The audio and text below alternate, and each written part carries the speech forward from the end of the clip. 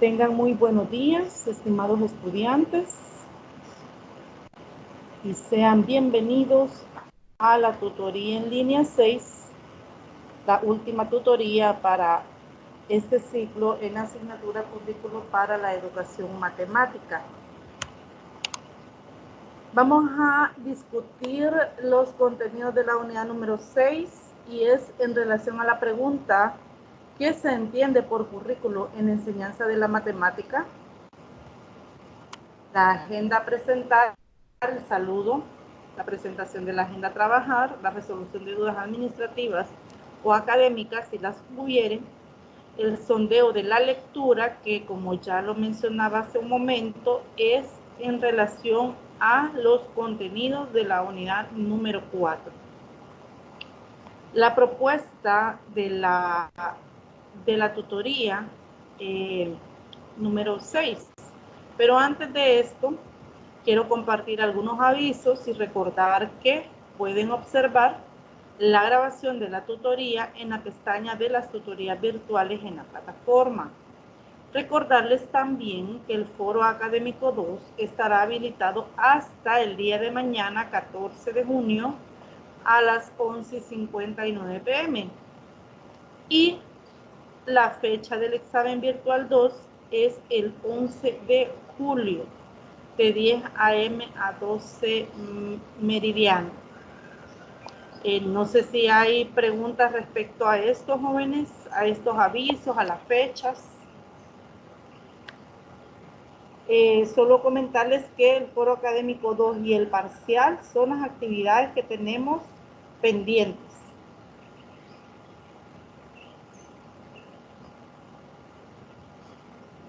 ¿Hay preguntas respecto a esto?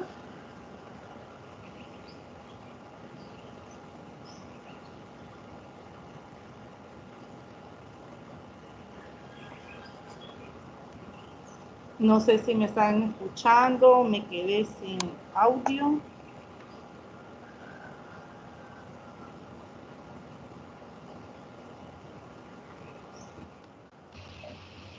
De mi parte todo está claro, licenciada. Bueno, todo está claro. Bien. Continuamos entonces. Quisiera que si pudieran hacer uso del micrófono para poder expresarme, si puedo continuar o no, si hay preguntas o no las hay, para poder entender, ¿verdad?, que hay audio y no ha pasado nada de dificultad, ¿verdad?, respecto al audio.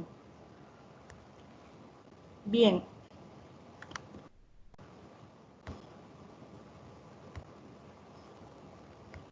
Continuamos y antes de entrar a la discusión de la tutoría, quiero hacer esta pregunta. Y hay 4 estudiantes en estos momentos conectados. Quisiera que cada uno de ustedes pudieran expresarme cuál fue la experiencia de aprendizaje en la cátedra de currículo para la educación matemática.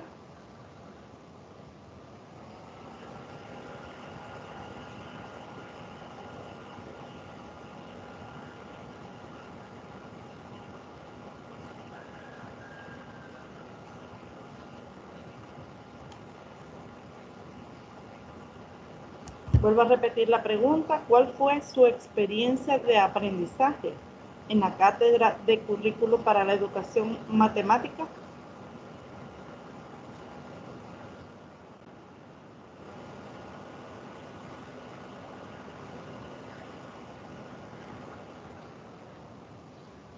Pues personalmente siento que de un gran ayuda, porque es satisfactorio ver cómo pasamos de aprender prácticamente lo que es el concepto de currículum a poder ya formular lo que es una base temática para poder enseñar. Entonces, en ese aspecto creo que el aprendizaje que nos deja esta materia pues fue de mucha ayuda, ya que es algo que nos va a servir día con día en lo que se nos viene. Muy bien, gracias Ángel por su comentario. Vamos a ver, Diego, coménteme cuál fue su experiencia de aprendizaje en esta asignatura. Pues de mi parte, licenciada, me siento satisfecho de aprender más acerca de la teoría y aplicarla a la práctica. Siento que me he introducido más en la parte ya práctica del docente. Y en ese sentido, ver de una manera más amplia y un poco más crítica de mi parte la educación que se está impartiendo en el país y cómo nosotros podemos aportar a la mejora de la educación actual. Muy bien, gracias. Manuel de Jesús, bienvenido. ¿Cuál ha sido su experiencia de aprendizaje en esta asignatura?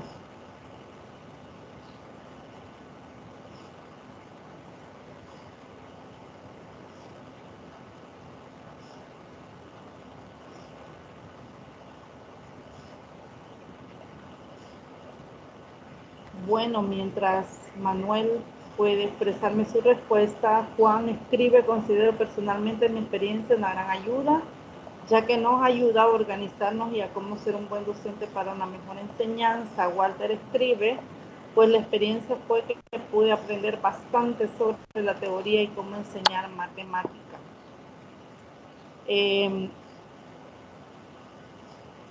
Vamos a ver, Fátima, bienvenida.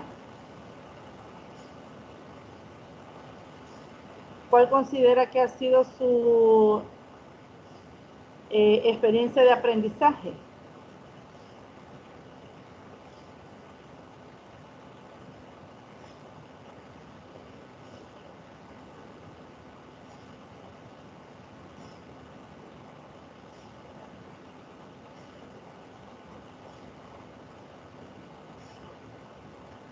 Bueno, no sé si es que me escuchan. Sonia Raquel, bienvenida.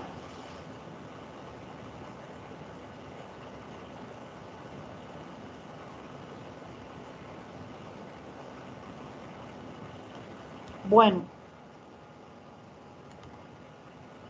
Qué bueno escuchar sus opiniones acerca de la experiencia de aprendizaje en esta cátedra. Realmente acá en esta asignatura se conocen los fundamentos teóricos, filosóficos sobre las diferentes disciplinas que están prácticamente reflejadas en este gran documento que es el currículo, ¿verdad? Específicamente en el currículo para la educación matemática. Pues considero que ha sido creo que ha sido buena la oportunidad en cuanto a la que han tenido para aprender y para practicar, como alguien nos expresaba, ¿verdad? Nunca dejamos de aprender. Realmente es un gran reto que tenemos, bueno, que tenemos los que ya ejercemos la docencia y los que estudian y ya ejercen también, y los que solo estudian, pues hay un gran reto. Uno, en relación a la profesión, que es una profesión demandante, hay un compromiso adquirido cuando tomamos en nuestras manos el dirigir la enseñanza a un grupo de estudiantes. Hay un compromiso que nosotros cargamos, ¿verdad?, en nuestros hombros.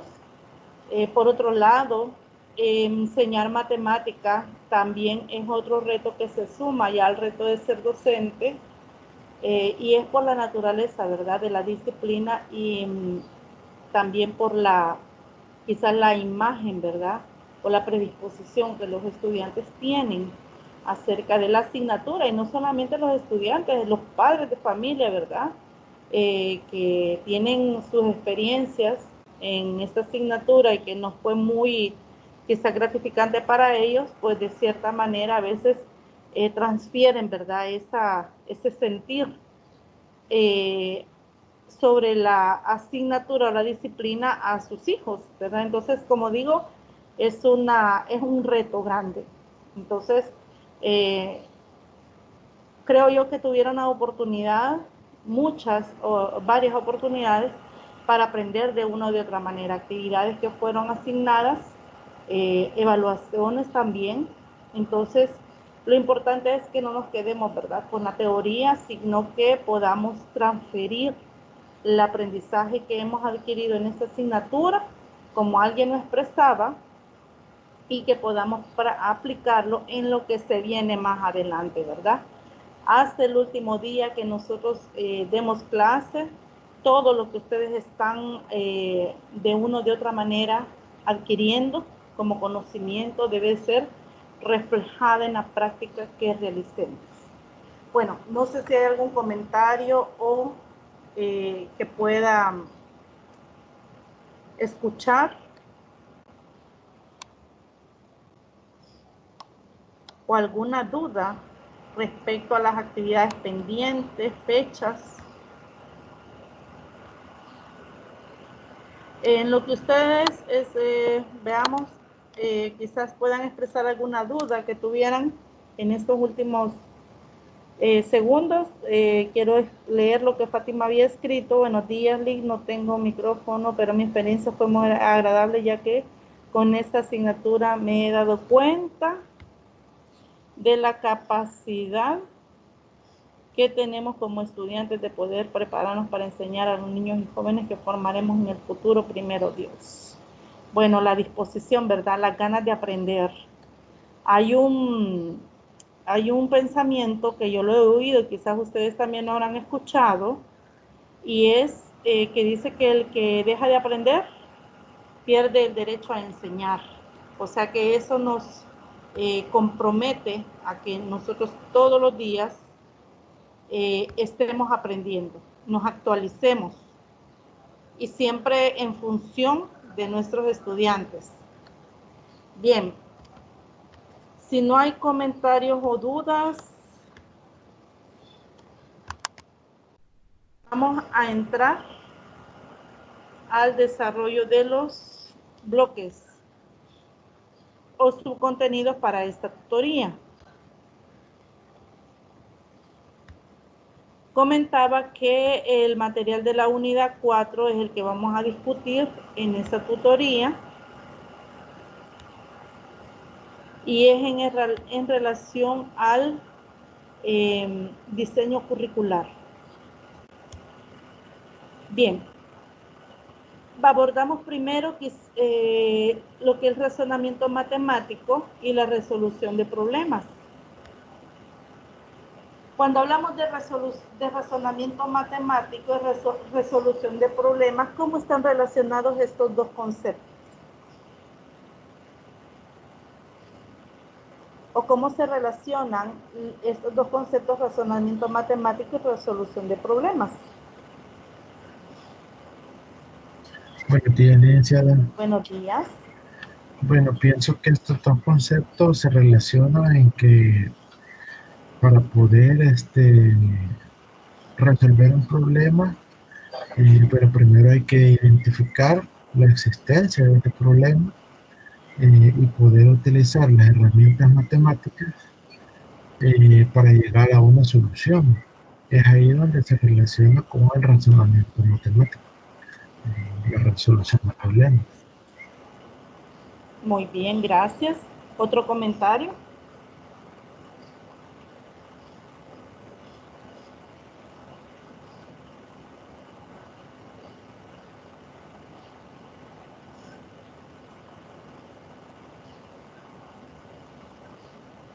Bueno, como lo expresaba ya su compañero, para poder resolver un problema hay que identificarlo, como lo expresaba ya el compañero. De hecho, sí es verdad, esos problemas los podemos encontrar planteados o nosotros mismos podemos identificar el problema y poder plantearlo Entonces, en ese sentido, para poder resolver este problema, es necesario aplicar el razonamiento matemático. Comentarles también y recordarles que aun cuando se plantea un problema, no siempre vamos a llegar a la solución del problema. Hay problemas que no tienen solución, al menos dentro de los límites de los conceptos y los procesos que queremos aplicar. Entonces, como lo expresaba ya en una tutoría también, esa posibilidad de que hay problemas que no tienen solución dieron durante la evolución de la matemática origen a otras ramas de la matemática. Aún dentro de una misma rama de la matemática, los conceptos se han extendido porque ha habido un conflicto, o porque hubo un conflicto de no encontrar solución, como decía, dentro de los límites de los conceptos, dentro del conocimiento, ¿verdad? Que hasta en ese momento se ha conocido y se ha requerido aplicar para la resolución del problema. De ahí, como decía, el hecho de no dar solución a un problema ha hecho que la matemática se haya expandido en sus disciplinas y dentro de la profundidad, digamos, o la extensión de los conceptos. Y de hecho la matemática evoluciona, como lo mencionábamos también en una tutoría. De aquí a 5 años, 10 años, 20 años, los jóvenes no van a tener la misma concepción de la matemática que nosotros hoy tenemos. Y así la matemática evoluciona. Bueno, comentarles, de acuerdo a la teoría, que el discurso matemático incluye términos especializados y significados distintos de los habituales en el habla cotidiana. Aún, fíjese que estos términos especializados y significados tienen, interpretación distintas. A unos términos son distintos dentro de culturas, dentro de una cultura, entre cultura y cultura, entre país y país, se puede estar hablando de matemática o en el discurso matemático con términos diferentes, con significados también diferentes. De ahí es que debemos de, digamos, hablar matemática o dentro de los procesos aplicar un lenguaje universal para podernos entender independientemente dentro de la cultura o el país, ¿verdad?, donde nosotros habitemos. Respecto a la metodología, la opción metodológica frente a la enseñanza del lenguaje matemático es mediar la adquisición del significado matemático por parte de los estudiantes a partir del significado que estos tienen desde su experiencia cotidiana. Entonces, hay un lenguaje matemático que los estudiantes o que nosotros hemos aprendido a identificar e interpretar. Pero la mejor forma o digamos, la metodología adecuada o sugerida para que los estudiantes dentro de su proceso de aprendizaje puedan desarrollar la habilidad de poder utilizar este lenguaje matemático e interpretarlo es partir o proponer problemas o situaciones en matemática a partir de la experiencia que ellos tienen. Por eso es que se habla que al proponer problemas matemáticos, debemos de contextualizar estos problemas. Deben de, en la medida de lo posible, ser problemas que sean planteados desde la experiencia, por eso cotidiana del estudiante. Entonces hay dos maneras de poder abordar un problema. El docente propone los problemas o las situaciones matemáticas o el estudiante las propone. Y de ahí es que vuelvo a retomar lo que el compañero comentaba acerca de la identificación de un problema. Cuando el estudiante identifica que hay un problema y que el docente lo mete y pone el medio para poder que el estudiante reflexione, analice e identifique que hay un problema, el mismo estudiante puede plantear su problema y eso tiene mucho más significado para el estudiante. Uno, porque es un problema que él ha identificado dentro de su contexto o puede traer a memoria también alguna situación que quiso resolver y que necesita ver de qué manera él la puede resolver aplicando matemáticas. Entonces tiene mucho más significado para el estudiante si él mismo propone sus problemas. Dentro de la metodología de la matemática y algunos ejercicios, dentro de algunos ejercicios, hay ejercicios que ponen al estudiante en esa situación, que ellos mismos elaboren un problema, que ellos lo redacten y que ellos después averigüen o puedan determinar si tiene solución de acuerdo a la forma como ellos lo han planteado. Entonces, este lenguaje matemático se puede, los estudiantes pueden desarrollar la habilidad para poder utilizar este lenguaje e interpretarlo en la medida que ellos sean parte de la solución de problemas que están dentro de su entorno o en experiencia de la vida cotidiana o ellos mismos los plantean. En una primera etapa, el problema fundamental de la enseñanza de la matemática es la construcción de significado más que la cuestión del rigor.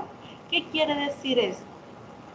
Que es necesario, es indispensable y se requiere que se construyan significados que el estudiante pueda identificar o pueda darle a la situación que se le está planteando significado dentro de estos significados que se han construido.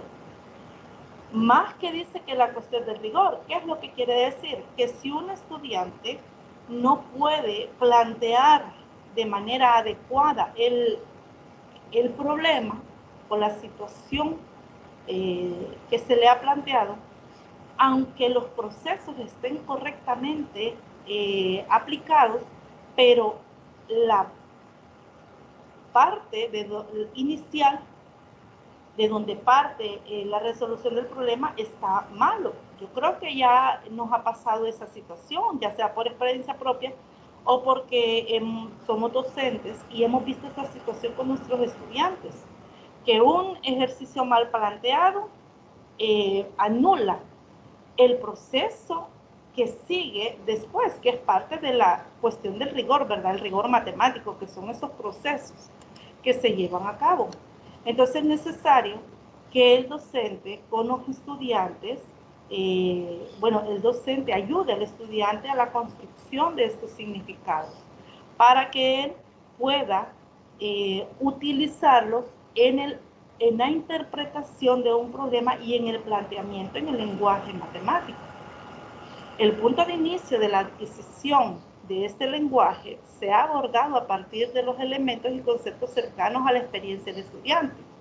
Esto es porque para que ellos puedan entender su propio lenguaje y ellos puedan, como decía hace un momento, plantear sus mismas situaciones. Si nosotros logramos eso, que el estudiante pueda plantear sus propios problemas matemáticos, o nosotros como docentes llevamos ya planteada una situación, pero que sea dentro del entorno, motivaremos al estudiante, despertaremos el interés en el aprendizaje de la matemática y vamos a favorecer, como decía, a la adquisición y el desarrollo de este lenguaje. Bueno, se puede observar en el ajuste curricular, que la incorporación del lenguaje relativo al orden parte en primero básico. En los primeros años de escolaridad ya se está ocupando los términos mayor que, menor que e igual que, asociado a la comparación de números. Y esto continúa profundizándose tanto a nivel conceptual como en su expresión simbólica, llegando a cuarto básico, al uso de la simbología matemática más precisa, es decir, ya no con palabras, sino que en cuarto grado ya se pueden ocupar esos símbolos que determinan esas tres expresiones para comparar dos números. Igual línea de inclusión se encuentra para el lenguaje algebraico geométrico y el relativo a datos y azar. En otras palabras, de manera gradual, desde los primeros años de escolaridad, se va introduciendo estos conceptos. Cuando digo gradual es porque tanto estos conceptos que acabo de mencionar, como decía los del lenguaje algebraico, geométrico y relativo a datos y azar, de la misma manera se van introduciendo en el proceso de enseñanza-aprendizaje de la matemática, hasta llegar a los niveles o los grados más altos, como media, y ya en esos niveles ya se está ocupando una simbología más abstracta que el estudiante puede comprender. Veamos sobre la introducción de la noción de función. Siempre en esta línea de ideas, quiero preguntar, en base a lo que en los programas de matemática, el programa SMATE, de tercer ciclo y bachillerato, ¿cómo observan ustedes que se da la introducción de la noción de función? ¿A partir de qué grado?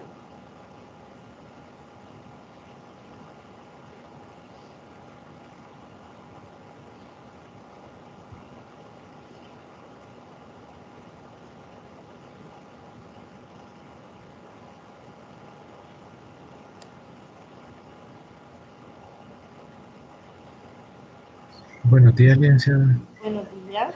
Bueno, lo que yo pude identificar en la lectura de ese programa fue que ya en los niveles antes del bachillerato se trabaja con nociones de función, en el concepto de que un fenómeno está relacionado con otra cosa, o una variable está relacionada con otra cosa. Es un concepto bien sencillo, pero empiezan a dar esa noción de función, de que una variable depende de la otra. Por ejemplo, en geometría se puede establecer la relación que tiene el radio al área de un círculo. Entonces, no lo llaman directamente función y todo, pero sí son nociones bien puntuales a lo que se va a referir más adelante la función, ya en bachillerato y en los niveles superiores. Muchas gracias. Muchas gracias. ¿Otro comentario?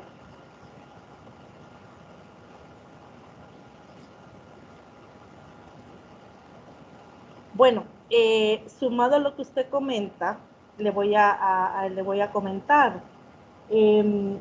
Lo que usted comenta me llama la atención esa relación que existe entre el área y el área y el radio. Por ejemplo, ¿cómo calcular el área de un círculo? Ahí hay dos variables, ¿verdad? Entonces la relación que existe, ¿cuál es la relación que existe entre el área y el radio? ¿Cómo es el área? ¿Cómo será el área de un círculo si el radio se va aumentando o aumenta? Alguien que pueda responderme a esta pregunta, porque él menciona esa relación entre estas dos variables y voy a tomar esto como ejemplo.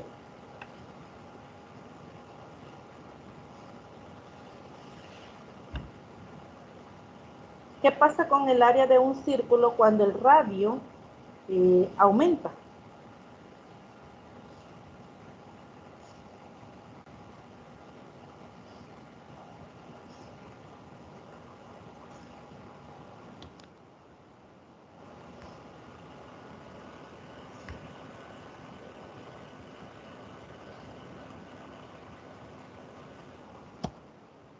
No sé si me di a entender.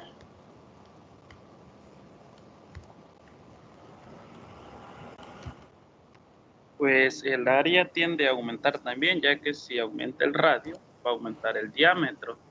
Entonces se va a producir lo que es un incremento de tamaño del círculo.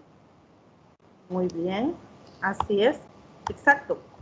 Entonces, observe usted que menciona, si aumenta el radio, aumenta el área, ¿verdad? Bien. Y si el radio disminuye, ¿qué pasa con el área?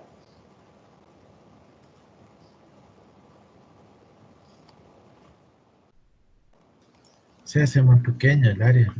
Correcto. Entonces, fíjense que ahí hay dos variables y están relacionadas, como ya ustedes lo mencionan, quienes participaron, que en la medida que el radio aumenta, aumentará su área. Y en la medida que el radio disminuya, disminuirá el área.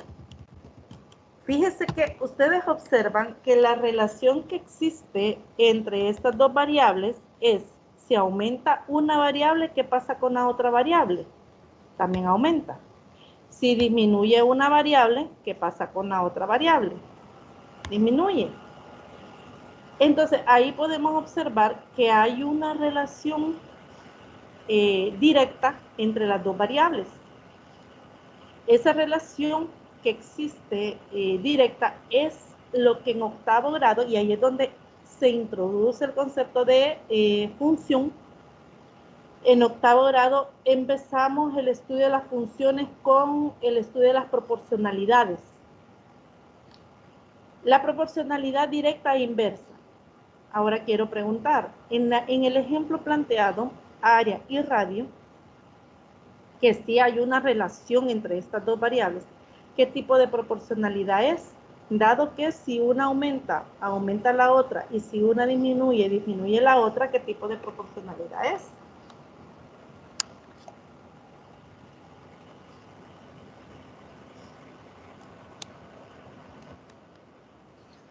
Sería directa. Directa, muy bien, exactamente. Observe usted que ya ahí se está reconociendo la relación que hay entre estas dos variables. Y de la misma manera, podemos hablar de una proporcionalidad inversa.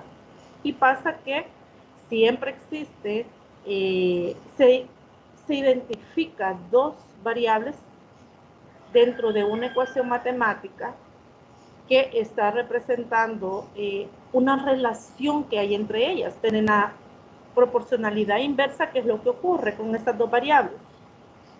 Fíjense que aquí por lo general se habla de una variable que representa X y una que representa Y. ¿Qué pasa con X y Y? Podemos ocupar otras letras, ¿verdad? A de área, R de radio u otras. Pero si yo ocupo X, Y, ¿qué pasa con estas dos variables? Si una aumenta, disminuye la otra. Y si una disminuye, aumenta la otra, estamos hablando de una proporcionalidad inversa. Entonces, en octavo grado, se introduce o nos vamos introduciendo a la noción de función a partir del estudio de estos conceptos de proporcionalidad. Esto está dentro de una unidad del programa de matemática de octavo. Luego nos introducimos a lo que es la función lineal, siempre en octavo grado.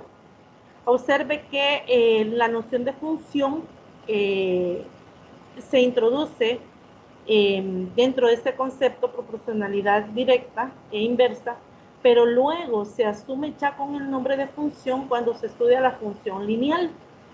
La función lineal con todos sus elementos, el comportamiento de la gráfica, que es una línea recta, por su pendiente, la representación gráfica de la línea recta, todos sus elementos, a partir de la ecuación, cómo determinar los elementos para poder graficarlas o viceversa, a partir de la gráfica, cómo identificar los elementos para plantear la ecuación que determina a esta función lineal. Luego en noveno grado, observe que se estudia la función cuadrática, también en noveno grado. Y ya en bachillerato se estudian las funciones ya dentro de el conjunto de las funciones con sus características para que esta sea llamada función, sus diferentes tipos de funciones, las funciones polinomiales, las funciones exponenciales, logarítmicas. Ya en bachillerato entonces, se hace un estudio más profundo de lo que es las funciones, pero la noción de función se introduce en octavo grado, con lo que ya comentaba, ¿verdad? El estudio de las relaciones entre dos variables, ya sea una relación directa o inversa. Bueno, en relación a las tecnologías de la información, fíjese que cómo se introducen las tecnologías de la información en el proceso de aprendizaje, enseñanza y aprendizaje, porque no solamente es de enseñanza para el docente, no solo el docente se requiere que ocupe estas tecnologías, sino que también se requiere que invitemos al estudiante a partir del modelaje, que él también tenga la iniciativa, uno para utilizarlo, otra para investigar otras que a él le pueda servir. Dentro de las tecnologías de la información o dentro de las tecnologías, esta incluye el uso de equipos y programas que facilitan y promueven el aprendizaje de la matemática.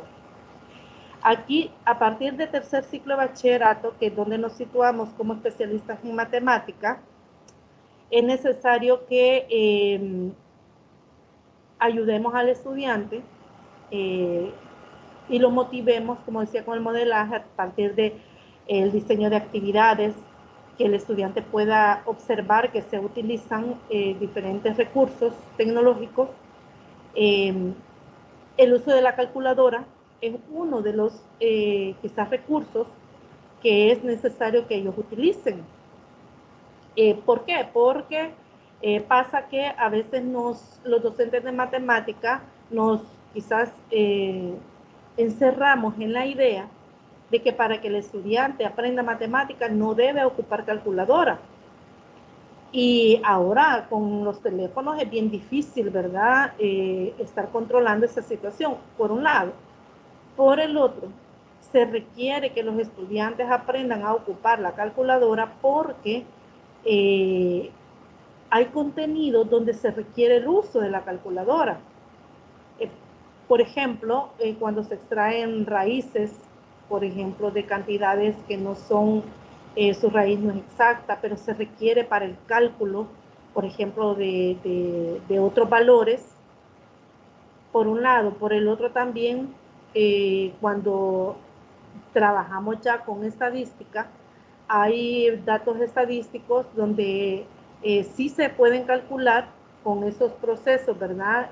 De cálculo que los estudiantes pueden hacer, pero también es necesario enseñarles a ellos cómo obtener, por ejemplo, la desviación estándar, la media aritmética, la desviación típica, utilizando la calculadora. Y estoy hablando en básica. ¿Qué es lo que pasa?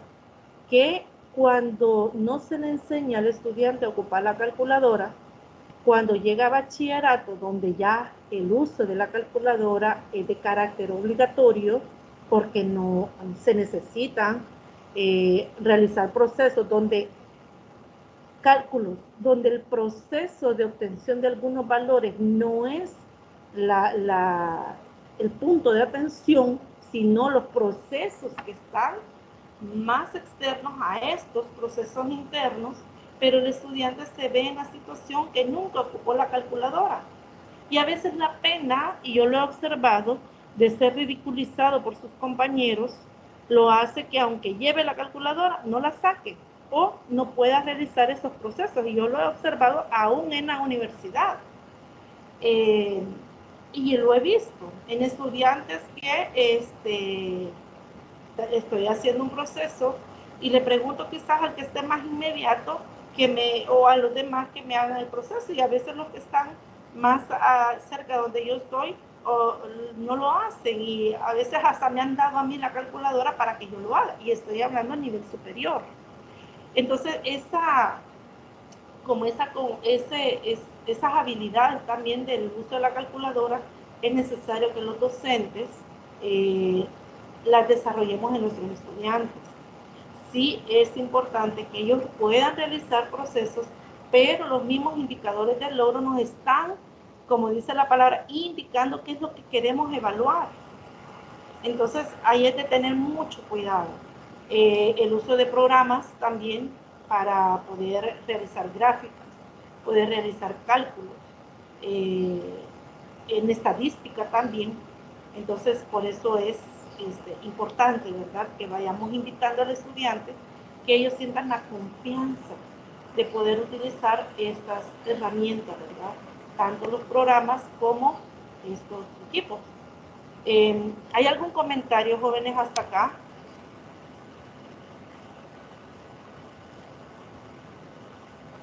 ¿O puedo continuar?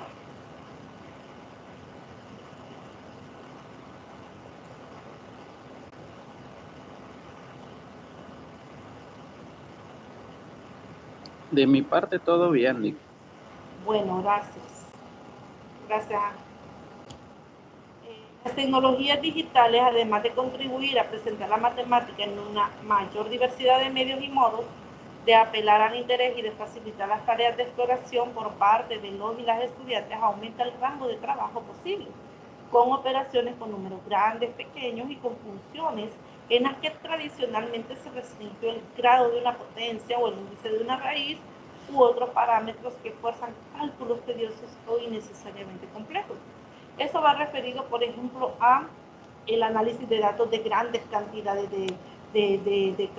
cantidades de datos, ¿verdad?, números grandes de datos, donde el uso de estos programas se facilita, ¿verdad?, en cuestión de segundos.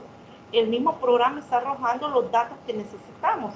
El gráfico de una función para potencia de grado 4 o más, o compleja, ¿verdad?, cuando está la función, está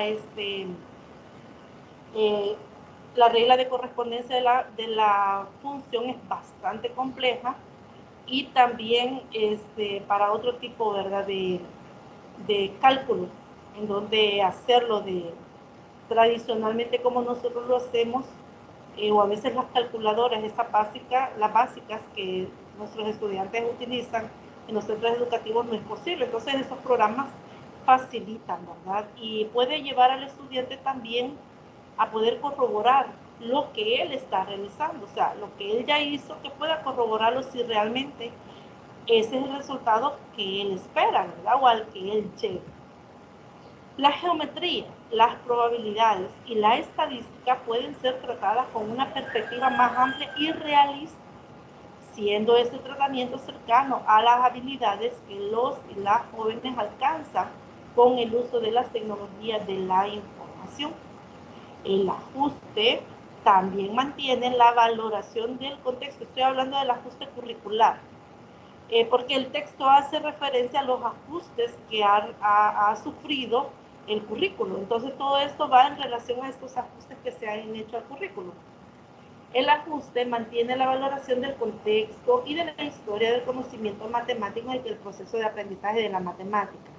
Se reconoce o toma relevancia siempre en el ajuste que se hace estos dos aspectos, la valoración del contexto y de la historia del conocimiento matemático en el proceso de aprendizaje de la matemática. Comentarles también que es necesario que el proceso de aprendizaje tenga una base en contextos significativos y accesibles para los niños, niñas y jóvenes, favoreciendo la comprensión por sobre el aprendizaje de reglas y mecanismos sin sentido. Esta idea va referida a lo que al inicio comentaba, el planteamiento de situaciones dentro de la experiencia cotidiana del estudiante, dentro de su entorno, para poder generar aprendizaje significativo dentro de contextos significativos, con un lenguaje que sea accesible y entendible por nuestros estudiantes. El contexto en el que el conocimiento matemático tuvo su origen o en el que tiene aplicación es un vehículo preferente para dotar al proceso de aprendizaje de sentido y significado. Entonces es necesario contextualizar el conocimiento matemático, es decir, que el conocimiento matemático tiene que desarrollarse o construirse este conocimiento dentro de la realidad de nuestros estudiantes, no fuera de ella, porque no va a tener sentido. Y fíjense que eso es lo que pasaba en los libros, y esa fue, no sé si creo que a ustedes les comentaba que de las críticas que siempre se escuchó de los libros en texto, era la falta de contextualización de los ejercicios, de los problemas matemáticos que se planteaban. Y con este libro Esmate, parece que esta, digamos, esta deficiencia en los libros de texto pues se supera bastante, ¿verdad? Porque los ejercicios que vienen planteados para que los estudiantes se resuelvan vienen una situación que ellos la entienden porque la viven, porque están inmersos dentro de dentro de esas actividades que se plantean en los problemas matemáticos. La vida cotidiana, las situaciones en que el alumno o alumna participa, los fenómenos naturales, económicos y sociales, las otras áreas del desarrollo sistemático del conocimiento sirven de contexto para que el aprendizaje sea significativo, accesible y apropiable por parte del que aprende.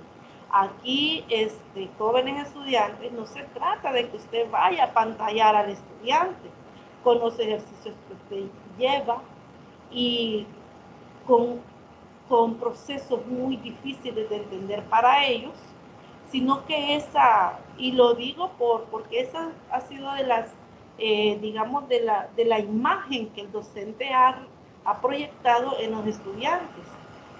Algunos docentes han proyectado esa imagen de un profesor que domina muy bien la matemática, que es muy inteligente, y los pobres estudiantes se quedan sin entender qué es lo que el docente les está presentando. Pues esa concepción del docente de matemáticas cambia cuando el docente es capaz de poder situar al estudiante dentro de poder ponerlo en situaciones o problemas matemáticos que él puede entender, con procesos que el mismo estudiante puede llegar a descubrir propios, procesos personales de solución de problemas para el estudiante, que sean efectivos para él.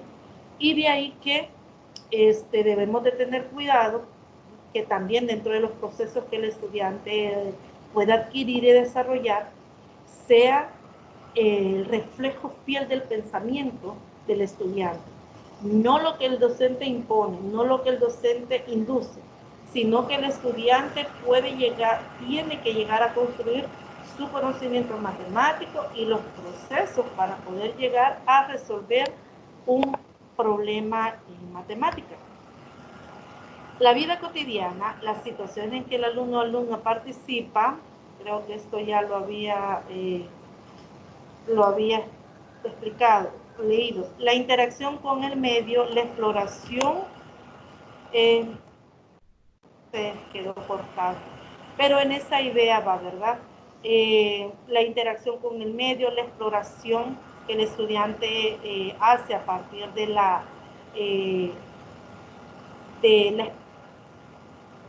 digamos, de poder enfrentarse con la situación que el docente le plantea, poder descubrir o poder explorar cuáles son los conocimientos que él ya ha adquirido y que los va a poner en práctica para resolver el problema, y cuáles él no puede o no ha descubierto todavía, que es parte del desarrollo del contenido. Entonces todo esto ayuda para que el estudiante pueda, como decía hace un momento, descubrir procesos personales de solución. Y de ahí que reconocer también que para poder resolver un problema en matemática no hay un solo camino. Es frustrante cuando el estudiante quiere resolver su ejercicio o el problema con su método, y cuando el docente dice es que hay que hacerlo de esta manera. Entonces, son de las situaciones o experiencias que algunos estudiantes podrían expresar. Y hay docentes que son muy cerrados en ese sentido. No dan oportunidad para que el estudiante explore y descubra, sino que él se anticipa y presenta diferentes métodos e induce que el estudiante pueda ocupar esos métodos e imposibilita la creatividad, la autonomía del estudiante en cuanto a su aprendizaje y como consecuencia la desmotivación y el desinterés por aprender matemáticas. Y quiero hacer una pregunta, alguien que pueda responder esta pregunta. ¿Qué es el lenguaje matemático? De acuerdo a lo que hemos interactuado o yo he expuesto, ¿qué se entiende como lenguaje matemático?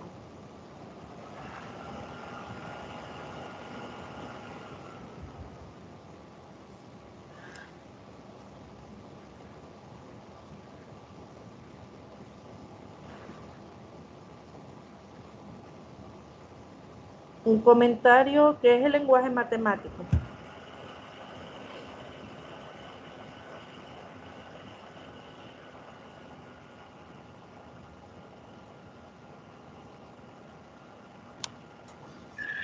Bueno, yo pienso que el lenguaje matemático va más allá de lo simbólico, ¿no? De todos los símbolos que se utilizan en la matemática, sino que es la capacidad de utilizar los conceptos y teoremas de la matemática y que ese lenguaje lo podamos adaptar a la vida cotidiana, a los problemas de la realidad. O sea, utilizarlo, esos conceptos, pero de una forma que conceptualmente siguen siendo lo mismo, el mismo rigor matemático, pero adaptado ya a nuestra realidad, para poder hacerlo más comprensible. Eso. Muy bien, muchas gracias. Fíjese que en matemática, yo no sé si ustedes ya lo habrán escuchado hablar o lo habrán leído, y es la etnomatemática. La etnomatemática es la matemática que se desarrolla dentro de una cultura. Entonces, en la etnomatemática está, si se desarrolla dentro de una cultura, hay un lenguaje propio de esta cultura, por tanto hay un lenguaje matemático propio, ¿verdad? O sea, en otras palabras, en el lenguaje matemático, como de acuerdo a lo que se viene desarrollando y a lo que usted comenta también, es un lenguaje que está compuesto por símbolos, palabras, conexiones también, que dan sentido a lo que se plantea en nuestra vida cotidiana, y que esas palabras que están planteadas o las palabras que forman parte de este problema matemático o la situación matemática en la vida cotidiana, a través de este lenguaje matemático es posible poderlo plantear con símbolos. Entonces, por eso es que yo podría decir que cada centro escolar o cada docente dentro de su aula construye un lenguaje matemático con sus estudiantes. Entonces, eso es realmente, ¿verdad? Es la utilización de símbolos, palabras que nos ayudan a poder plantear un problema matemático a este lenguaje matemático. Gracias por su comentario. Bien. En relación, fíjese que nos salimos un poco referente a esto, que es el razonamiento matemático y la resolución de problemas, y vamos a tratar sobre los elementos básicos del currículum. Estos elementos son los que ustedes desarrollaron o tomaron en cuenta para poder realizar la tarea que realizaron hace unos días, la tarea 3. Algunos de estos elementos, bueno, de hecho son los que se tomaron y estaban propuestos en la tarea, son los objetivos, los contenidos, las estrategias de aprendizaje, los ejes transversales, criterios de evaluación. Los elementos del currículo responden a una serie de interrogantes que resultan claves. Fíjense que para poder, el currículum contiene elementos que son respuestas a estas preguntas o interrogantes que están planteadas. Uno, ¿para qué se enseñará? Esta pregunta tiene como respuesta a los objetivos educacionales, o sea, ¿para qué vamos a enseñar? En los objetivos educacionales están de forma explícita la respuesta a esta pregunta, y esto se refieren a los resultados esperables de los alumnos, que quiere decir que los objetivos educacionales deben de ser alcanzables por nuestros estudiantes, o sea, deben de ser objetivos realistas, que sean, si son realistas, que sea posible que los estudiantes puedan alcanzar. Por eso dice que se refieren a los resultados esperables de los alumnos. A la pregunta, ¿a quién se le enseñará? Esto se relaciona con las características de los estudiantes, sus conocimientos previos y sus necesidades e intereses. En otras palabras, esta pregunta va dirigida a los estudiantes, pero al grupo de estudiantes con estas características, como menciona acá, características individuales de aprendizaje de los estudiantes, los conocimientos previos que este grupo de estudiantes tiene, sus necesidades e intereses. Como docentes, nosotros de matemática, nosotros trabajamos con, bueno, si trabajamos en bachillerato o en tercer ciclo, casi siempre que nos va a tocar trabajar con los 3 grados de básica o los 2 de bachillerato. Entonces, cada uno de nuestros estudiantes forman este grupo de estudiantes. Por ejemplo, los estudiantes de séptimo grado deben de ser, digamos, el destino, el grupo de destino a quien se va a dirigir todo el proceso de enseñanza. Cada grupo de nuestro grado, aunque fueran de un mismo grado, de un mismo año, por ejemplo, primer año, trabajar solo con alumnos de primer año, si se tienen 4 secciones, pero cada uno de ellos son grupos diferentes. Entonces, cada uno de ellos, aunque sean del mismo año, aún quizás de la misma especialidad, pero tienen características de aprendizaje diferentes, necesidades e intereses diferentes como grupo, conocimientos previos. Entonces, a quien se le enseñará en el currículo va dirigido a los estudiantes. Estoy hablando ya de forma general a esos estudiantes con esas caras. A la pregunta que se enseñará, la respuesta de esta pregunta corresponde a los contenidos o materiales de cada ciclo de nivel. En otras palabras, son los contenidos que nosotros podemos observar en el programa de estudio. La pregunta, ¿cómo se enseñará?, se refiere a los métodos de enseñanza, a las técnicas y a los procedimientos que se utilizarán para alcanzar cada uno de los objetivos. ¿Con qué se enseñará? Pregunta en relación a los recursos materiales disponibles para alcanzar los objetivos propuestos. El qué evaluar son los criterios de evaluación. El cuándo, la secuencia de los criterios de evaluación. En otras palabras, el cuándo es cómo voy a evaluar, en qué momento voy a evaluar, y esa secuencia que debe de existir en los criterios de evaluación. Esos criterios de evaluación también reflejados con instrumentos de evaluación. Y cuando hablamos de evaluar, como ya algunos lo leyeron, bueno, yo lo expresaba también, era necesario considerar dentro de los criterios de evaluación instrumentos, no solamente para llevar a cabo una evaluación sumativa, sino también llevar a cabo una evaluación formativa. El cómo evaluar es la forma en que se va a llevar a cabo la evaluación, tanto del alumno como del proceso. Aquí recordar también que cuando hablamos de evaluación, no es evaluar solamente el avance o los resultados en el aprendizaje del estudiante. Los instrumentos que se utilicen deben de ser diferentes instrumentos, de tal manera que la información que recojamos a partir de estos instrumentos nos aporten información importante y valiosa del alumno, pero también del proceso. Y cuando hablamos del proceso, estamos hablando de lo que nosotros como docentes hemos hecho.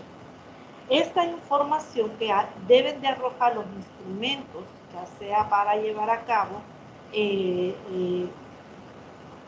evaluación de carácter formativo o sumativo, esta información, estos instrumentos deben de aportar esa información que nos permita, como el proceso lo dice, evaluar, pero a partir de esa evaluación poder llevar a cabo una reflexión y poder llegar a tomar decisiones, y esas decisiones que nos permitan realizar ajustes a lo que estamos realizando con nuestros estudiantes. Sobre la pregunta que enseñar, hay 3 preguntas claves que voy a tomar acá, y una de ellas es ¿qué enseñar? El qué enseñar se encuentra compuesto por objetivos y contenidos. En relación a los objetivos, de acuerdo con Rodríguez Diegues, un objetivo educativo puede definirse como el comportamiento esperado en los alumnos, como consecuencia de un conjunto de procesos interactivos efectuados en el aula. En otras palabras, el alcance de estos objetivos es a partir de ese comportamiento o de esa interacción, que se da entre los pares o los impares, entre compañeros o docentes y alumnos. Este mismo autor, Rodríguez Díez, considera que estas características básicas de los objetivos son las siguientes. Son comportamientos observables que deben lograr los alumnos y se refieren a conductas observables que estos deben lograr por medio de un proceso de enseñanza-aprendizaje. En otras palabras, comportamientos y conductas deben de ser observables por los docentes, por la comunidad educativa, en otras palabras. Los objetivos son capacidades que deben desarrollar los alumnos como consecuencia del proceso de enseñanza-aprendizaje. Se pueden considerar, por tanto, que los objetivos son intenciones educativas, ya que es algo que se pretende que logren los alumnos, con un carácter planificador, ya que son el fin del proceso de enseñanza-aprendizaje, para lo cual nos serviremos de unos contenidos y de una metodología determinada. En otras palabras, para que los objetivos se puedan alcanzar, deben haber contenidos bien definidos y metodologías seleccionadas, escogidas por el docente como medio para que se puedan desarrollar esos contenidos. Esas capacidades a desarrollar en los alumnos deben de ser cognitivas, expresivas, motrices, afectivas y de inserción social. Son objetivos que abarcan a todo el individuo como ser unificado, pretendiendo de él su completo desarrollo como persona. Los objetivos son diferentes en función de la edad del sujeto y del área curricular en el que se centre. Por tanto, pueden ser divididos en objetivos generales de etapa y objetivos generales del área. Fíjese que en relación a esto, que los objetivos son diferentes en función de la edad del sujeto, observe que, por ejemplo, hay bloques. Hablemos de bloques, por ejemplo, los ciclos, primer ciclo, segundo ciclo, tercer ciclo. Dentro del primer ciclo, por ejemplo, el programa de estudio en matemática puede contener dentro de primero, segundo y tercer grado contenidos que aparecen en primero y segundo o en los 3 grados, por ejemplo, segundo y tercero. Pero la gradualidad o el abordaje de los contenidos en matemática en los diferentes grados es variante. Por tanto, los objetivos educacionales son diferentes y la gradualidad de los contenidos están en relación también a la edad de los estudiantes. Y la gradualidad o el nivel de complejidad del desarrollo de estos contenidos determina también los objetivos educacionales. También del área curricular. Por eso menciona acá que hay dos tipos de objetivos, los generales de etapa y los generales de área. Pero veamos qué son cada uno de ellos. Los objetivos generales de etapa son los objetivos que pretendemos que nuestros alumnos logren al finalizar una etapa determinada. Aún si hablamos de objetivos generales de etapa, podríamos hablar de objetivos generales, por ejemplo, cuando los estudiantes finalizan primer ciclo o finalizan un grado específico. Estoy hablando de objetivos generales de etapa cuando finalizan un ciclo o cuando finalizan un grado también. ¿Cuáles son los objetivos generales de área? Son aquellos que pretendemos que nuestros alumnos alcancen también al finalizar la etapa, pero en cada una de las áreas curriculares concretas. A su vez, ayudarán al logro de los objetivos generales de etapa. Los objetivos que el alumno va logrando en cada una de las unidades didácticas son los llamados objetivos didácticos, que a su vez colaboran a que el alumno alcance los objetivos establecidos por la programación de aula en un nivel determinado. Fíjense que acá está la definición de objetivos didácticos, que son los objetivos que el alumno va logrando en cada una de las unidades didácticas.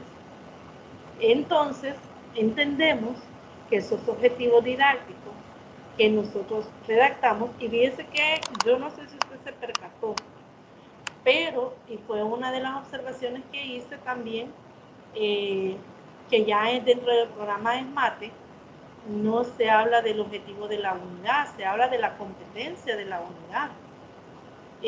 Cuando hablamos de objetivos de aprendizaje, son los objetivos de aprendizaje que se redactan en relación a todos los procesos que los estudiantes llevarán a cabo para el desarrollo de los contenidos en toda la unidad didáctica.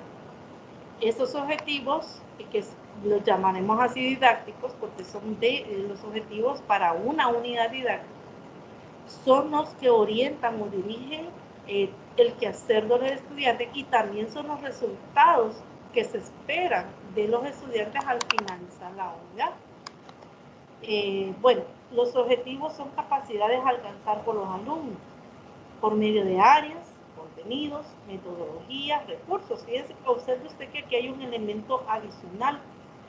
Cuando el docente aplica una metodología, y en esta metodología están las actividades que el docente diseña, que no son las que él va a realizar, sino las que el estudiante va a desarrollar. En función de esos que se desarrollan actividades, están involucrados los recursos que van a hacer posibles que estas actividades sean desarrolladas. Entonces, los objetivos, para que estos sean alcanzables, se requieren de todos los elementos de la área, contenido, metodología, pero también de estos recursos. Y un largo, etcétera, o sea, muchos más elementos cuyo fin será el desarrollo integral del alumno. ¿Me estoy dando a entender hasta acá, jóvenes?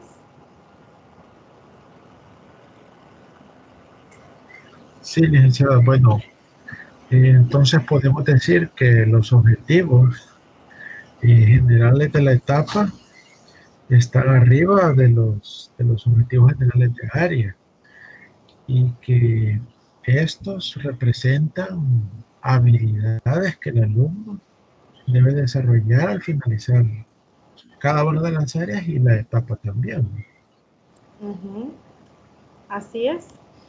Entonces, vemos que hay, si ustedes ya observaron, hay diferentes concepciones de objetivos, ¿verdad? Y no estamos hablando de un mismo objetivo, sino que estamos hablando de objetivos con diferente función, ¿verdad? Por su naturaleza. Entonces, es necesario poder identificar esos tipos de objetivos. Bueno, en relación a los contenidos que están dentro de esta pregunta, enseñar, Román y Diez definen los contenidos en un doble sentido. En sentido amplio, como un conjunto de saberes culturalmente organizados que integrar capacidades, destrezas, valores, actitudes, conceptos, hechos y métodos, procedimientos.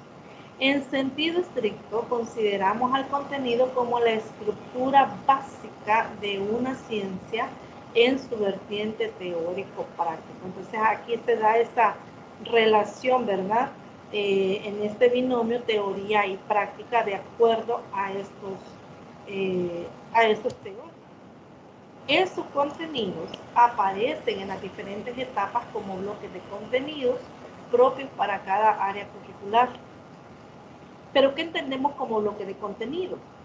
Los bloques de contenido a una unidad se denomina, bloque de contenido a una unidad de contenido coherente y sistematizada sobre un tema determinado, como se adelantaba en una área concreta. Entonces, cuando hablamos de bloque de contenido, hablamos, por ejemplo, bueno, aquí dice son contenidos propios para cada área curricular. Por ejemplo, en matemáticas, podemos identificar diferentes áreas en matemáticas, como es geometría, aritmética, álgebra, estadística, que son las áreas medidas también, que son las áreas que se desarrollan en los programas de mate. Entonces, cada uno de ellos, por su área, definen diferentes contenidos. Entonces, ellos podríamos decir que forman los bloques de contenido, refiriéndonos, por ejemplo, a las unidades del programa. Un bloque de contenido son los contenidos que están dentro de una unidad programática.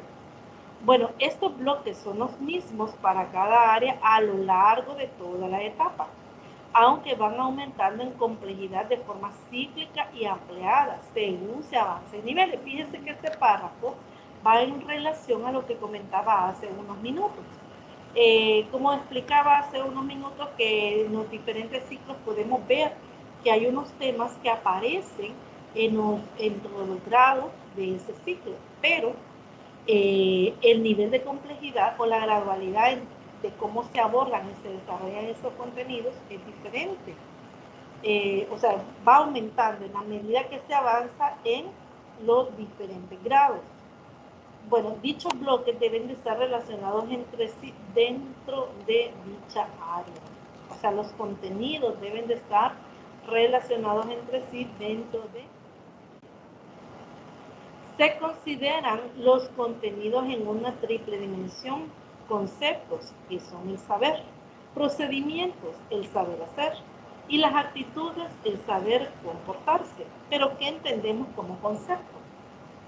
El concepto, como contenido de aprendizaje, de acuerdo a Escamilla y Blanco, supone la elaboración o representación de ideas generales que se obtienen a partir de la consideración de determinados aspectos de los sujetos, hechos, símbolos, fenómenos, que poseen ciertas características comunes. Este tipo de contenidos permiten al alumno organizar la realidad y poder predecirla.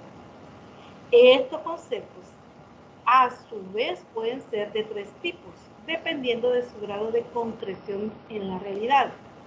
Los conceptos pueden ser de hechos, conceptos y principios. Acá este diagrama, fíjense que da a entender que, ¿cómo interpretamos este diagrama? Para hacer un poco más dinámica el desarrollo de esta tutoría. ¿Cómo se interpreta este diagrama?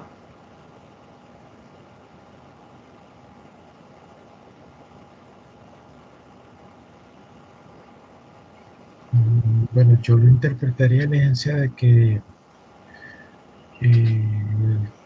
se analizan varios hechos de la realidad y de esos hechos se pueden ir construyendo los conceptos que a la vez van a alimentar principios ya de una forma más general, algo más acabado.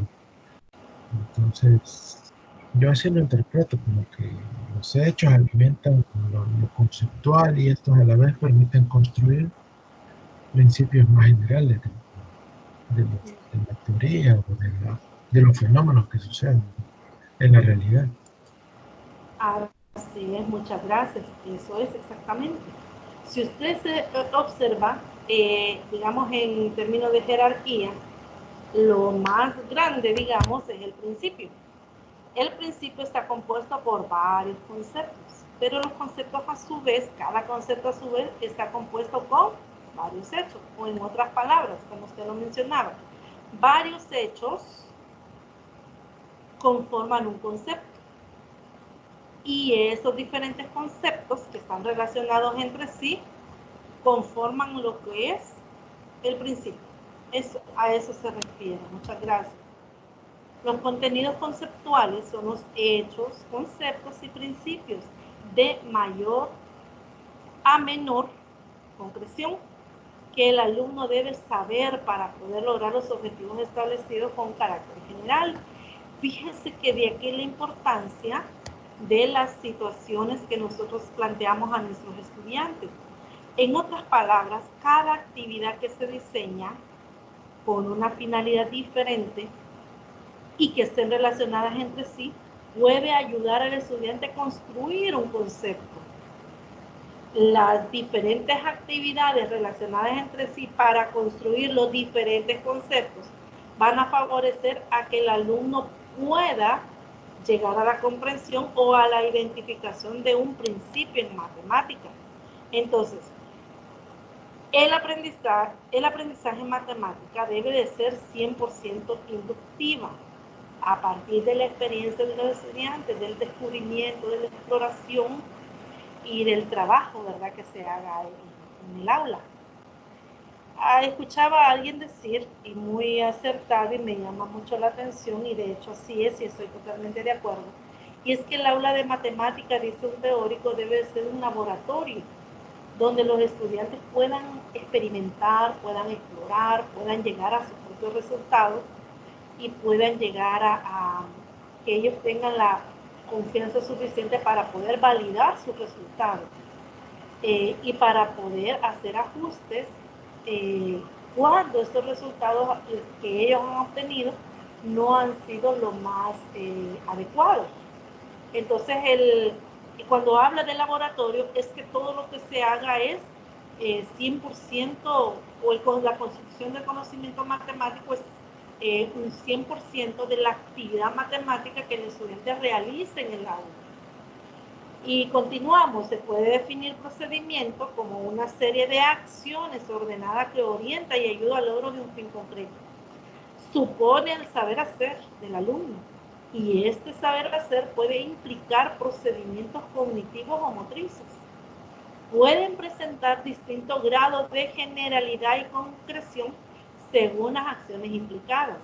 Así, de mayor a menor generalidad se tienen procedimientos, técnicas y estrategias.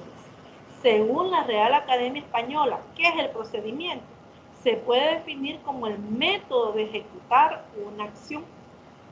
La técnica, como el conjunto de procedimientos y recursos del que se sirve una ciencia. Y la estrategia, como el conjunto de reglas que aseguran que la acción sea adecuada. Fíjese que en la práctica, y lo he observado y a veces hemos caído en esa, digamos, confusión, en tratar como sinónimos ya dentro de la práctica la técnica y la estrategia. No deben de confundirse estos conceptos, porque si usted observa, la estrategia dice que es el conjunto de reglas que aseguran que la acción sea adecuada. En otras palabras, es el camino que vamos a llevar para que las acciones que realicemos sean las adecuadas. Y las técnicas están formadas con el conjunto de procedimientos y recursos. Aquí sí se hace uso de estos procedimientos, que son los métodos, y los recursos que vamos a utilizar para llevar a cabo esos procedimientos. Entonces, cuando hablamos de estrategia es cómo lo vamos a ejecutar, cómo vamos a ejecutar estas técnicas. Entonces, decía, no se debe de confundir, porque en la práctica confundimos técnicas y estrategias. En referente a la actitud, se considera la tendencia o disposición adquirida y relativamente duradera a evaluar de una forma determinada un objeto, persona, suceso o situación y a actuar en consonancia. La los actitudinales se encuentran divididos en 3, de la misma manera que el procedimiento y los conceptos. También se dividen en 3, del más específico al más global. El más específico son las actitudes, luego están los valores y luego las normas. Pero, ¿qué entendemos como actitud? Corresponde a la disposición de ánimo manifestada de alguna forma pacífica, amenazadora, pasota o pacífica, o indiferente, es decir, algo concreto que el alumno puede manifestar en un momento determinado. En relación a la actitud, es la, digamos, la respuesta, es, digamos, la reacción que usted pueda ver en los estudiantes cuando usted está trabajando con ellos. Esa es la actitud que ellos manifiestan, esa es la disposición de ánimo.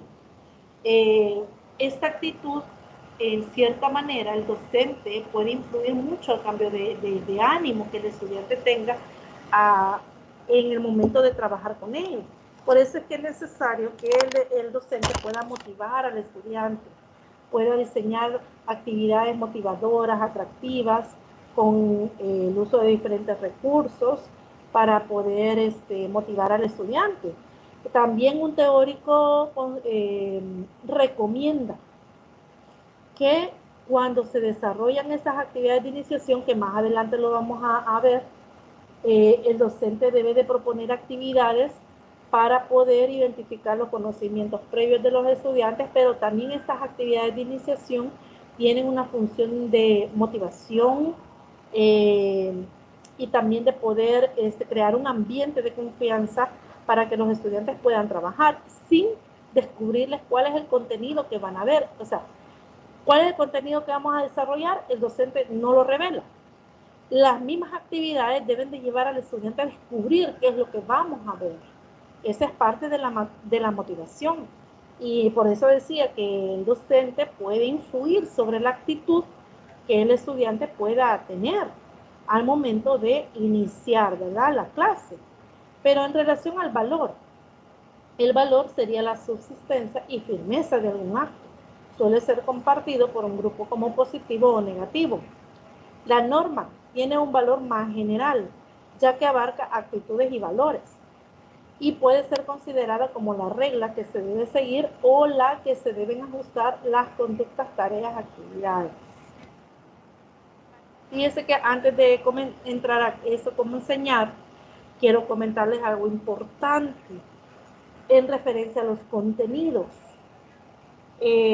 Uno de los cuidados que debemos de tener y que nunca se debe hacer al trabajar con en matemática y cualquier área del currículo, en cualquiera, no solamente en matemática, es que los docentes no pueden eliminar y no pueden modificar un contenido de matemática de la unidad del programa. No pueden ni eliminarla ni modificarla. Lo que el docente sí debe de hacer es contextualizar el desarrollo de este contenido, adaptarla a la realidad de los estudiantes y a sus necesidades. Entonces es importante. Y pasa que muchos docentes que no son mayormente de la especialidad, y pasa eso, como ya están en el puesto, digamos, ya están con un grupo de alumnos, no son de la especialidad, están aprendiendo ellos también, y hay contenidos que son difíciles a veces para explicar, o el mismo docente no comprende. ¿Qué es lo que ocurre? Que hay docentes que van eliminando contenidos, y lo peor o lo más grave es que se saltan unidades y no las desarrollan. Eso no lo puede hacer un docente. Debe de haber el desarrollo, tal como está en el programa, el desarrollo secuencial de las unidades del programa, pero ahí el compromiso del docente de buscar la manera de poder aprender estos contenidos, poder buscar la mejor manera de poder enseñar estos contenidos, pero eliminarlos, no darlos o modificarlos, el docente no puede hacer. En referencia a cómo enseñar, dentro del cómo enseñar se pueden distinguir diferentes componentes. En orden de mayor a menor globalidad se puede concretar los principios metodológicos, las técnicas y estrategias y las actividades. ¿Qué son los principios metodológicos? Estos se encuentran establecidos en los reales decretos y decretos de desarrollo del currículo y se refieren a lo que se debe hacer a nivel de centro, ciclo y aula para lograr que los estudiantes alcancen los objetivos generales. Entre estos principios se destacan los siguientes: partir del nivel de desarrollo y conocimientos previos del niño, asegurar el aprendizaje significativo, efectuar aprendizajes significativos por sí solo. Aspecto clave será, por tanto, la potenciación de la autonomía personal y social y de la comunicabilidad del alumno. Modificar los esquemas del conocimiento previo que el alumno posee, acortando la distancia entre el nivel de desarrollo real y el potencial, avanzando desde estructuras simples a otras más complejas, uso de fonemas aislados y en sílabas y palabras.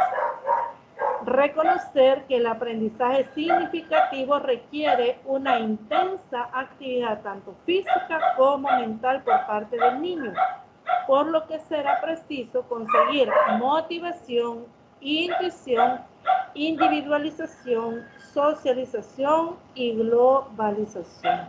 También es importante proporcionar un ambiente rico en estímulos, acogedor y seguro, que permita y contribuya al desarrollo pleno de sus capacidades. Establecer múltiples oportunidades de relación del niño con sus iguales y con otros adultos, por lo que se priorizará la atención en el aula ordinaria y se reorientará a la familia para que las potencie fuera de la escuela. Bien, y el material posee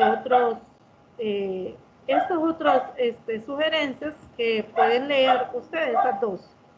Quiero entrar a lo que son las estrategias y técnicas. Ya decía, no se deben de confundir esos términos. La estrategia se refiere a la manera de relacionarnos con los alumnos de forma global. Así se puede utilizar estrategias directivas o no directivas en función del grado de control y dirección que ejerzamos sobre el grupo, globales o analíticas, según pretendamos un menor o mayor grado de complejidad y organización respectivamente. Expositivas o de indagación, si el profesor es profesor transmisor de conocimientos o profesor mediador de los mismos. Hay preguntas acá, jóvenes.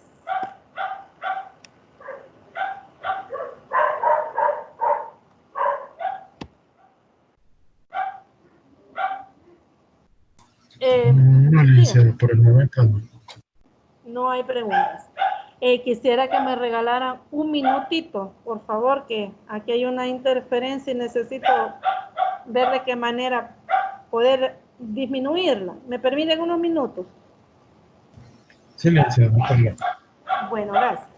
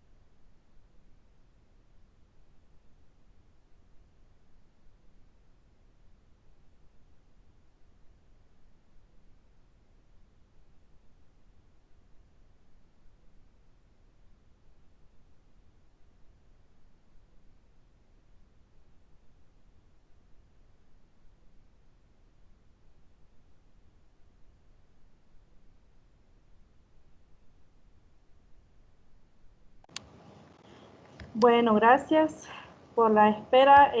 Quiero continuar.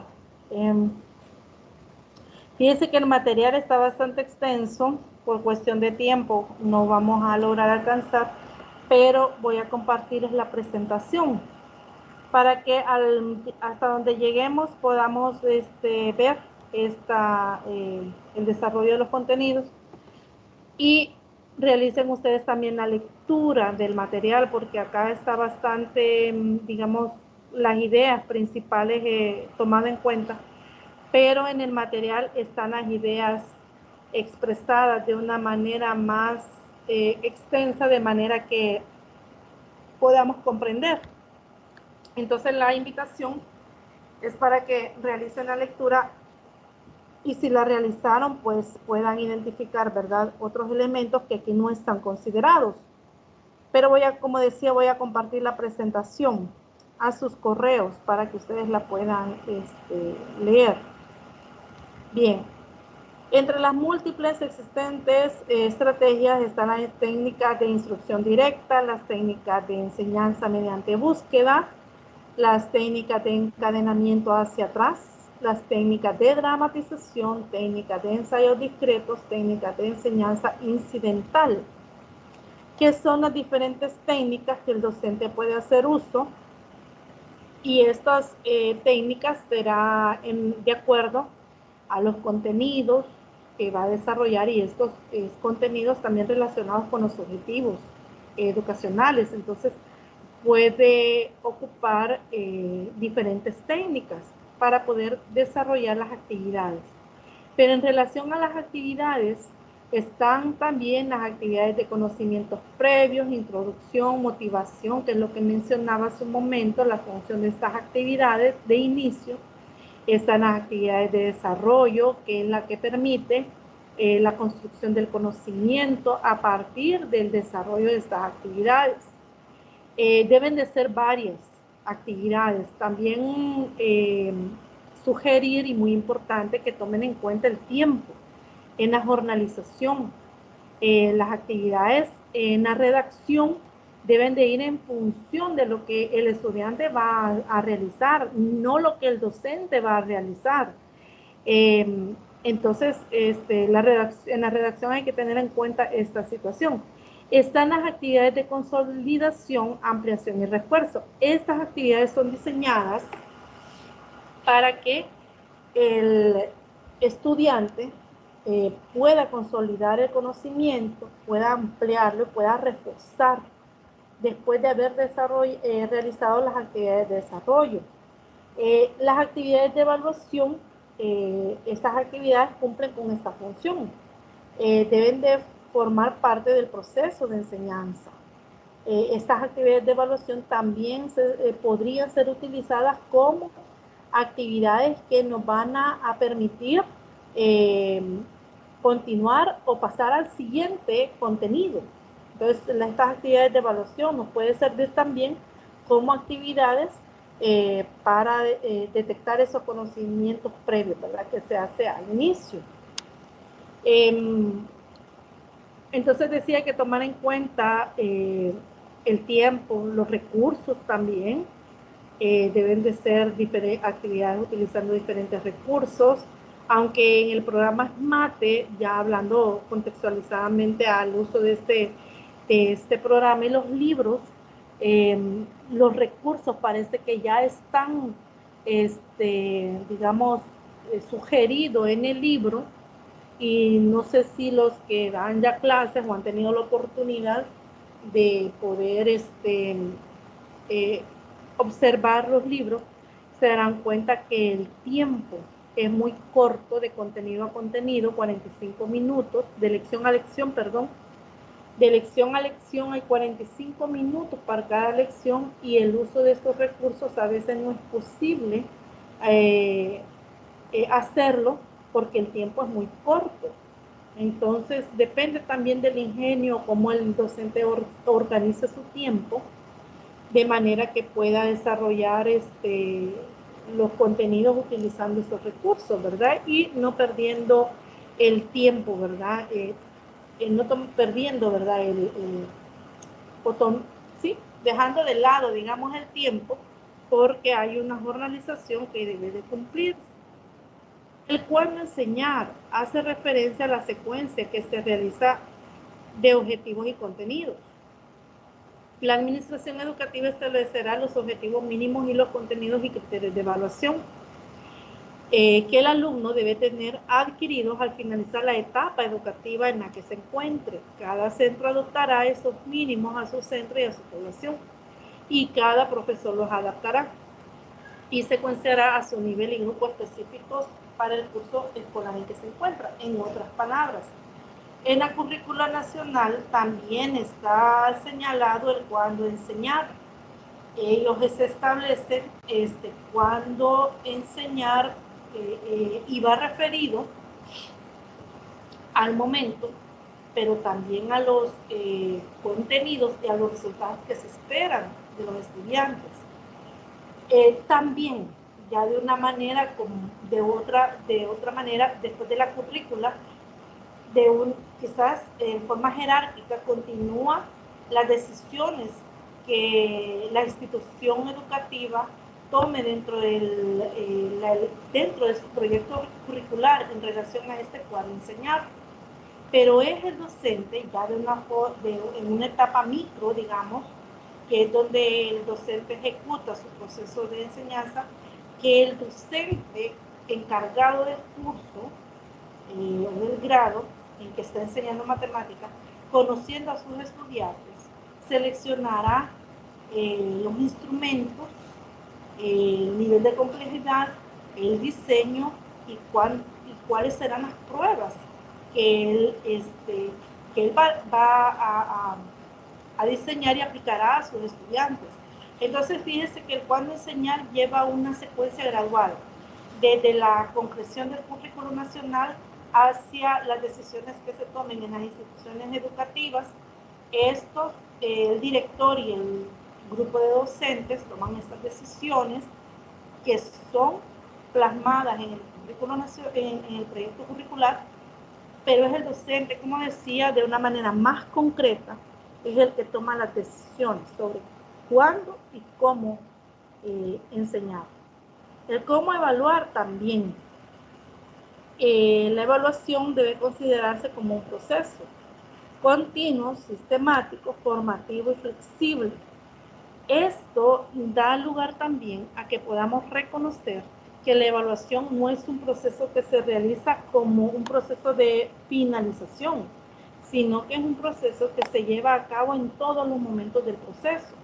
Por un lado es continuo porque es a lo largo de todo el proceso de enseñanza-aprendizaje. Es sistemático con rigor y según un plan trazado de antemano. Formativo porque debe servir para realizar modificaciones en el proceso de enseñanza-aprendizaje de acuerdo con las necesidades que se vayan detectando. Algo importante es que en los diferentes niveles de concreción del currículo, el currículo sufre ajustes y es sano, es saludable y es sugerido que se hagan evaluaciones del currículo, y esto con el objetivo que se vaya evaluando la funcionalidad del currículo en donde se ejecuta, que se detecten esas carencias o deficiencias que hay en el desarrollo del currículo, pero esos ajustes y decisiones que se toman son a partir de los resultados que se obtienen de la evaluación. Por eso es que una de las características del currículo en los diferentes niveles de concreción es que es flexible.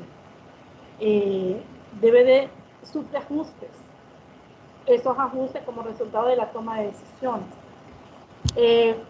Acá lo menciona, flexible con posibilidad de irlo adecuando, tanto a los alumnos como al propio proceso, que debe encontrarse enfocado a comprobar cómo van progresando los alumnos, lo que llevará a ajustar y reajustar la respuesta que es para mencionar un poco, cuando hablamos de evaluación, como lo mencionaba también, se evalúa el proceso y se evalúa a los estudiantes. Entonces, evaluar es evaluar a los alumnos y al proceso.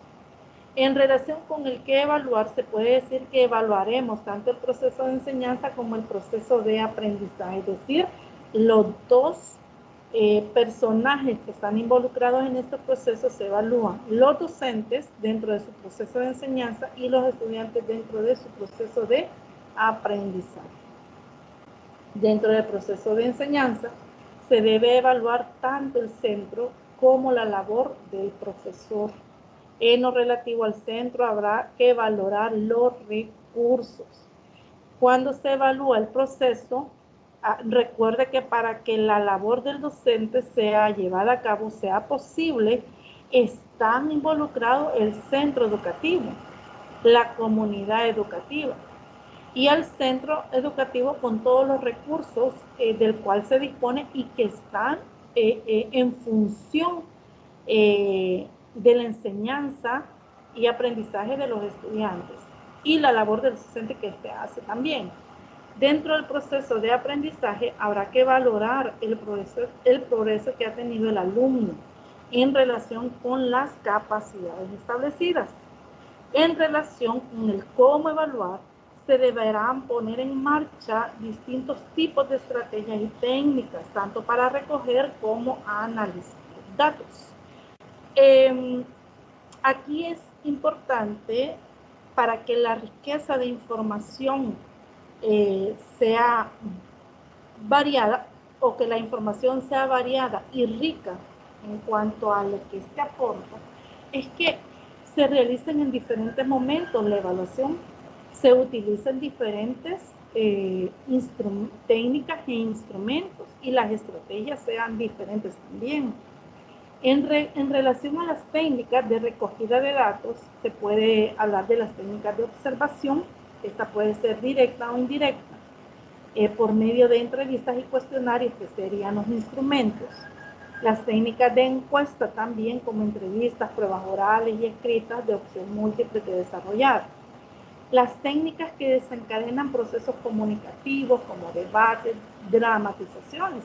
Fíjense que estamos acostumbrados a que cuando hablamos de recoger información, o se nos entrevista o se nos aplique un cuestionario, etcétera. Pero hay diferentes formas en que se puede recoger información, como lo mencionan acá: los debates, las dramatizaciones, etcétera. Diferentes formas en que los estudiantes pueden expresar su sentir, de tal manera que no se sientan tan, digamos, presionados o predispuestos de lo que se está llevando a cabo, ¿verdad?, para la recogida de datos. Bueno, ¿hay preguntas hasta acá? Bueno, solamente un comentario con respecto a la evaluación. Me gustó bastante los conceptos que utiliza el material y todo el material que hemos leído, de que la evaluación, además de ser sumativa, debe ser formativa. Y es ahí donde se puede aprender a ser flexible y buscar de una forma creativa, hacer evaluaciones que le ayuden al alumno, pues, a seguirse formando, a seguir aprendiendo, no solamente sumarle porcentajes para probar un año o un área. Eso me gustó bastante, ese concepto de que la evaluación también debe ser formativa. Muy bien, gracias. Gracias, Carlos. ¿Otro comentario?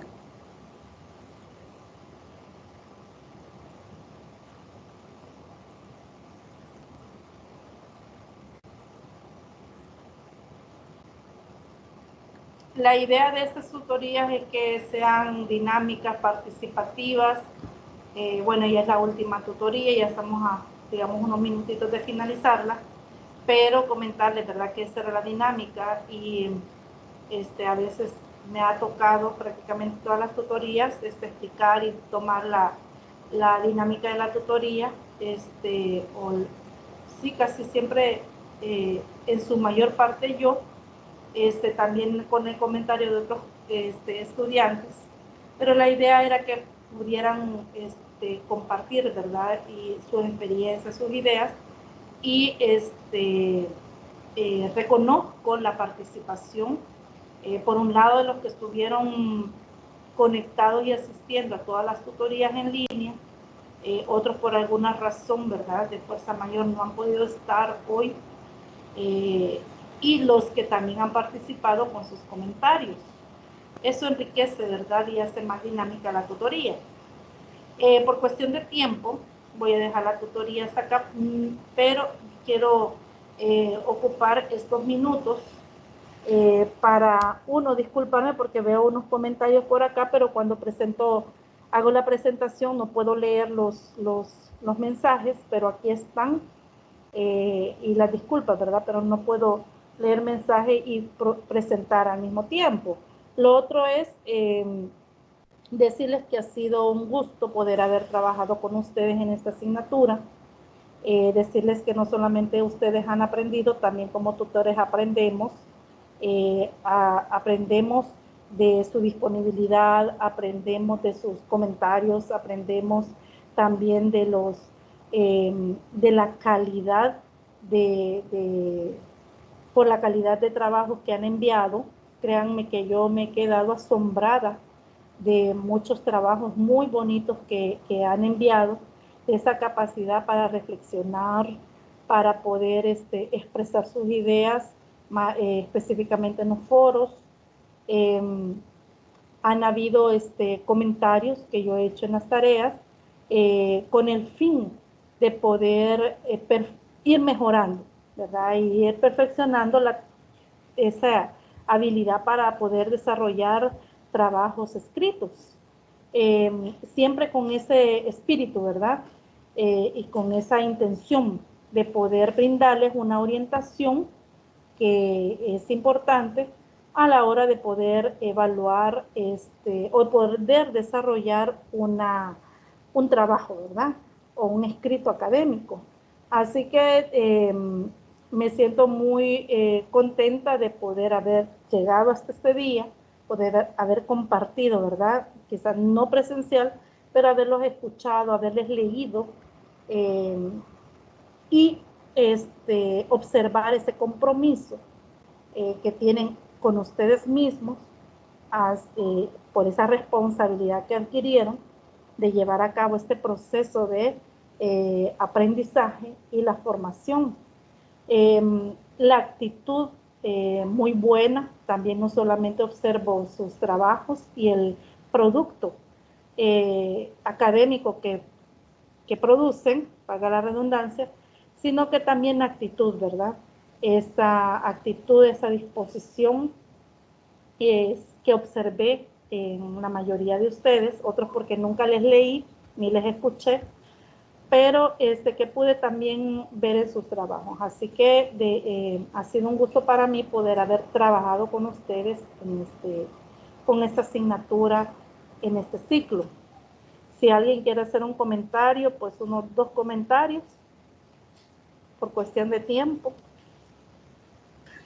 No, solamente agradecer al licenciado también por su tiempo, por la ayuda, y saludos a los compañeros, pues que sigamos adelante en este objetivo de aprender a enseñar las matemáticas. Muy bien, gracias, Carlos. ¿Otro comentario?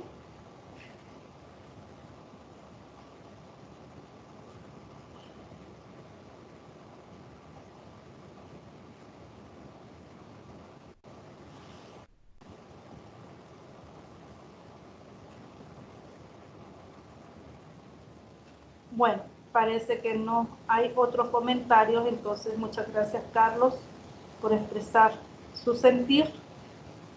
Por acá estoy leyendo a Dania y a Janet. Gracias, Lick, para mí fue un gusto. Gracias, igual y con gusto escucharles. Bueno, entonces desearles, ¿verdad? Éxitos. Si nos volvemos a encontrar en otro curso, pues será un gusto volverles a escuchar, a leerles y trabajar con ustedes. No es fácil, la verdad no es fácil, pero recuerde siempre que Dios recompensa el esfuerzo. Y eso es probado, ¿verdad? 100% probado.